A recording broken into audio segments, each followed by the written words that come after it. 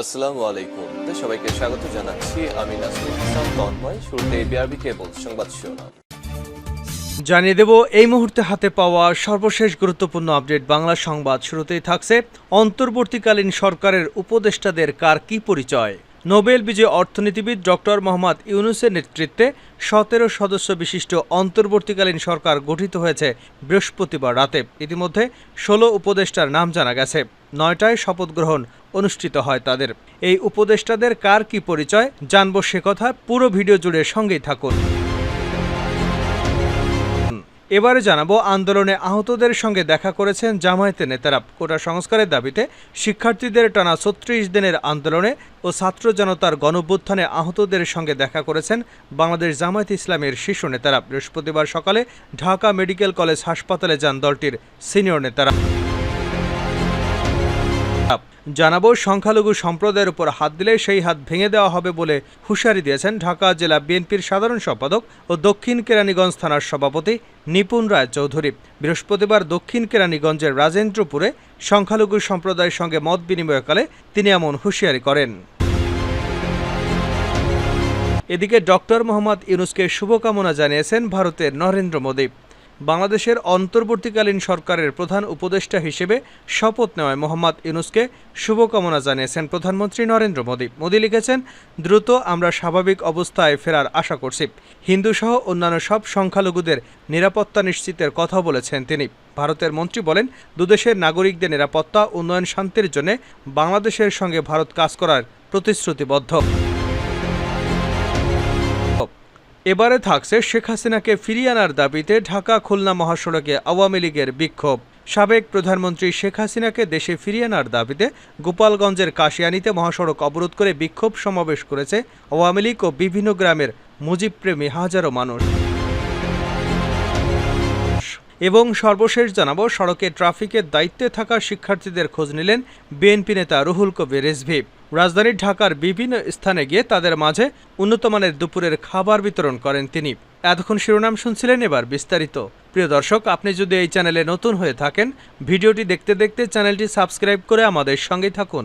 আর এই ভিডিও সম্পর্কে আপনি আপনার মূল্যবান মতামতটি কমেন্ট বক্সে জানিয়ে দিন। আর হ্যাঁ প্রিয় দর্শক, জানিয়ে দিন ভিডিওটি কোথা থেকে দেখছেন। অন্তর্বর্তীকালীন সরকারের উপদেষ্টাদের কার কি পরিচয়। নোবেল বিজয়ী অর্থনীতিবিদ ডক্টর মোহাম্মদ ইউনূসের নেতৃত্বে ১৭ সদস্য বিশিষ্ট অন্তর্বর্তীকালীন সরকার গঠিত হয়েছে বৃহস্পতিবার রাতে। ইতিমধ্যে ১৬ উপদেষ্টার নাম জানা গেছে। রাত ৯টায় তারা শপথ গ্রহণ করেন। উপদেষ্টাদের মধ্যে রয়েছেন বাংলাদেশ ব্যাংকের সাবেক গভর্নর সালেউদ্দিন আহমেদ, ঢাকা বিশ্ববিদ্যালয়ের আইন বিভাগের শিক্ষক ডক্টর আসিফ নজরুল, মানবাধিকার সংগঠন অধিকারের সম্পাদক আদিলুর রহমান খান, সাবেক তত্ত্বাবধায়ক সরকারের উপদেষ্টা ও সাবেক attorney general AF Hasan Arif, সাবেক পররাষ্ট্র সচিব তৌহিদ হোসেন, বাংলাদেশ পরিবেশ আইনবিদ সমিতির বেলা, প্রধান নির্বাহী ও সুপ্রিম কোর্টের আইনজীবী সৈয়দা রেজওয়ানা হাসান, সাবেক নির্বাচন কমিশনার ও নিরাপত্তা বিশ্লেষক ব্রিগেডিয়ার জেনারেল অবসরপ্রাপ্ত এম সাখাওয়াত হোসেন। উপদেষ্টারি তালিকায় রয়েছেন সাবেক রাষ্ট্রদূত সুপ্রদীপ চাকমা, বেসরকারি সংস্থা ইউবিনিগের নির্বাহী পরিচালক ফরিদ আক্তার, জাতীয় মানসিক স্বাস্থ্য ইনস্টিটিউটের সাবেক পরিচালক অধ্যাপক ডাক্তার বিধান রঞ্জন রায়, হেফাজতে ইসলাম বাংলাদেশের সাবেক নায়েবে আমির আফম খালিদ হোসেন, গ্রামীণ ব্যাংকের সাবেক ব্যবস্থাপনা পরিচালক নূরজাহান বেগম, বেসরকারি সংস্থা ব্রতী প্রধান নির্বাহী কর্মকর্তা শারমিন মুর্শিদ, মুক্তিযুদ্ধের অপারেশন জ্যাকপটের অন্যতম নেতৃত্বদানকারী ফারুকে আজম বীর প্রতীক। এছাড়াও উপদেষ্টা পরিষদে রয়েছেন বৈষম্য বিরোধী ছাত্র আন্দোলনের অন্যতম সমন্বয়ক নাহিদ ইসলাম ও আসিফ মাহমুদ সজীব ভুইয়া। গত সোমবার প্রধানমন্ত্রীর পদ থেকে পদত্যাগ করে ভারতে পালিয়ে যান শেখ হাসিনা। এর পরের দিন মঙ্গলবার সংসদ ভেঙে দেন রাষ্ট্রপতি। পরে যে অন্তর্বর্তীকালীন সরকার গঠনের সিদ্ধান্ত হয় তাতে প্রধান উপদেষ্টা করা হয় ডক্টর মোহাম্মদ ইউনূসকে। তবে উপদেষ্টাদের নাম এতদিন অজানা ছিল। আন্দোলনে আহতদের সঙ্গে দেখা করেছেন জামায়াতের নেতারা।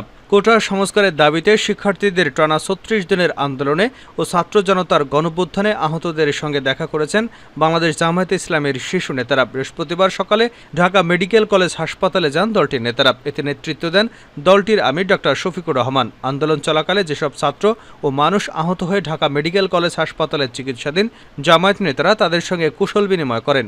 এরপর ঢাকেশ্বরী মন্দিরে পরিদর্শনে যান জামায়াতের শীর্ষ নেতারা। এ সময় হিন্দু সম্প্রদায়ের নেতারাও উপস্থিত ছিলেন। পরে সাংবাদিকদের বিভিন্ন প্রশ্নের উত্তর দেন জামায়াতের আমির ডক্টর শফিকুর রহমান। জামায়াতের আমির বলেন, এদেশ আমাদের সবার।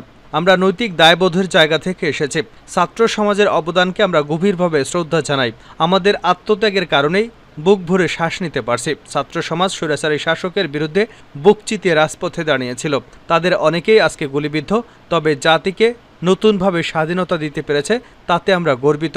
হাসপাতাল কর্তৃপক্ষের কাছে আমাদের প্রত্যাশা, আহতরা যেন সর্বোচ্চ চিকিৎসা সেবা পায়, সবাই যেন দ্রুত সুস্থ হয়ে যার যার কর্মক্ষেত্রে ফিরে যেতে পারে। বিভিন্ন মন্দিরে হামলা হচ্ছে এমন প্রশ্নের জবাবে তিনি বলেন, আমরা নিন্দা জানাই, এসব জঘন্য ঘটনার ঘৃণা করি। আমাদের সংগঠনের ছেলেরা লাঠি হাতে মন্দির পাহারা দিচ্ছে। আমরা বলে দিয়েছি, কোনো দুর্বৃত্ত যদি এ ধরনের কাজ করতে আসে তাদের অবশ্যই প্রতিরোধ করতে হবে, কোনো ছাড় দেওয়া হবে না। অন্তর্বর্তীকালীন সরকার প্রসঙ্গে শফিকুর রহমান বলেন, আমরা স্বাধীন হলাম দ্বিতীয় অংশ। এবারের বিজয়ের প্রথমতম অংশ হলো ছাত্র তরুণ। আমরা তাদের তালিকাকে জনগণের তালিকা মনে করি। আমরা চাই দ্রুত আইনশৃঙ্খলা পরিস্থিতি তার জায়গায় চলে আসুক, দুর্বৃত্তরা যেন নৈরাজ্য করার সুযোগ না পায়। কেননা ঢাকা মহানগরী সহ বিভিন্ন জায়গায় ডাকাত দল হানা দিয়েছে। আমরা বিশ্বাস করি যতক্ষণ পর্যন্ত না আইনশৃঙ্খলা পরিস্থিতি স্বাভাবিক অবস্থায় ফিরে আসবে, ততক্ষণ পর্যন্ত দুর্বৃত্তরা নৈরাজ্য করার সুযোগ নেবে। আমরা জামায়াতে ইসলামী অকল্যাণ চাইতে পারি না। আইনশৃঙ্খলা ফেরাতে প্রশাসন যে ধরনের উদ্যোগ নেবে আমরা মন থেকে উজাড় করে সমর্থন জানাবো। সংখ্যালঘুদের উপর হাত দিলে সেই হাত ভেঙে দেওয়া হবে, নিপুণ রায়। সংখ্যালঘু সম্প্রদায়ের উপর হাত দিলে সেই হাত ভেঙে দেওয়া হবে বলে হুঁশিয়ারি করেছেন ঢাকা জেলা বিএনপির সাধারণ সম্পাদক ও দক্ষিণ কেরানীগঞ্জ থানার সভাপতি নিপুণ রায় চৌধুরী। বৃহস্পতিবার দক্ষিণ কেরানীগঞ্জের রাজেন্দ্রপুরের সংখ্যালঘু সম্প্রদায়ের সঙ্গে মত বিনিময়কালে তিনি এই হুঁশিয়ারি উচ্চারণ করেন। তিনি বলেন, কারো উপর অন্যায় আচরণ করা যাবে না। নৈরাজ্য, হামলা, চাঁদাবাজি এসব বিএনপি সমর্থন করে না। যারা এসবের সঙ্গে জড়িত থাকবে তাদের বিরুদ্ধে কঠোর ব্যবস্থা নেওয়া হবে। এমনকি সে যদি আমাদের ঘরের লোক হয় তার বিরুদ্ধেও ব্যবস্থা নেওয়া হবে। এ সময় তিনি বৈষম্য বিরোধী ছাত্র আন্দোলনে হতাহত সহ অংশ নেওয়া সবাইকে শ্রদ্ধার সঙ্গে স্মরণ করে বলেন, তারা নিজের জীবন উৎসর্গ করে ফ্যাসিবাদী হাসিনার পতন ঘটিয়েছেন। বৈষম্যহীন দুর্নীতিমুক্ত সমাজ বিনির্মাণে যে স্বপ্ন তারা দেখিয়েছেন, আমরা সে পথেই এগিয়ে যাব। ডক্টর মোহাম্মদ ইউনূসকে শুভকামনা জানালেন নরেন্দ্র মোদী। বাংলাদেশের অন্তর্বর্তীকালীন সরকারের প্রধান উপদেষ্টা হিসেবে শপথ নেওয়ায় মোহাম্মদ ইউনূসকে শুভকামনা জানিয়েছেন ভারতের প্রধানমন্ত্রী নরেন্দ্র মোদী। মোদী লিখেছেন, দ্রুত আমরা স্বাভাবিক অবস্থায় ফেরার আশা করছি। হিন্দুসহ অন্যান্য সব সংখ্যালঘুদের নিরাপত্তা নিশ্চিতের কথাও বলেছেন তিনি। ভারতের প্রধানমন্ত্রী বলেন, দুদেশের নাগরিকদের নিরাপত্তা, উন্নয়ন, শান্তির জন্য বাংলাদেশের সঙ্গে ভারত কাজ করার প্রতিশ্রুতিবদ্ধ। বৃহস্পতিবার রাত ৯টার পর শপথ নেন শান্তিতে নোবেল বিজয়ী অধ্যাপক ডক্টর মোহাম্মদ ইউনূস। শপথ বাক্য পাঠ করান রাষ্ট্রপতি মোহাম্মদ শাহাবুদ্দিন চুপ্পু। অন্তর্বর্তীকালীন সরকারের প্রধান উপদেষ্টা হিসেবে ডক্টর মোহাম্মদ ইউনূসের নাম প্রস্তাব করেছিল বৈষম্য বিরোধী ছাত্র আন্দোলন। তাদের প্রস্তাবে সাড়া দিয়ে বৃহস্পতিবার দুপুরে ফ্রান্স থেকে দেশে ফেরেন তিনি। শেখ হাসিনাকে ফিরিয়ে আনার দাবিতে ঢাকা খুলনা মহাসড়কে আওয়ামী লীগের বিক্ষোভ। সাবেক প্রধানমন্ত্রী শেখ হাসিনাকে দেশে ফিরিয়ে আনার দাবিতে গোপালগঞ্জের কাশিয়ানীতে মহাসড়ক অবরোধ করে বিক্ষোভ সমাবেশ করছে আওয়ামী লীগ ও বিভিন্ন গ্রামের মুজিবপ্রেমী হাজারো মানুষ। বৃহস্পতিবার বিকেলে তাকে দেশে ফিরিয়ে আনার দাবি জানিয়ে ঢাকা খুলনা মহাসড়কে কাশিয়ানী উপজেলার রাতওয়াইল ইউনিয়নের ঘুনাপাড়া বাজার এলাকায় সড়ক অবরোধ করে বিক্ষোভ পালিত হয়। বিকাল 4:30 থেকে সন্ধ্যা 6টা পর্যন্ত চলে এ কর্মসূচি।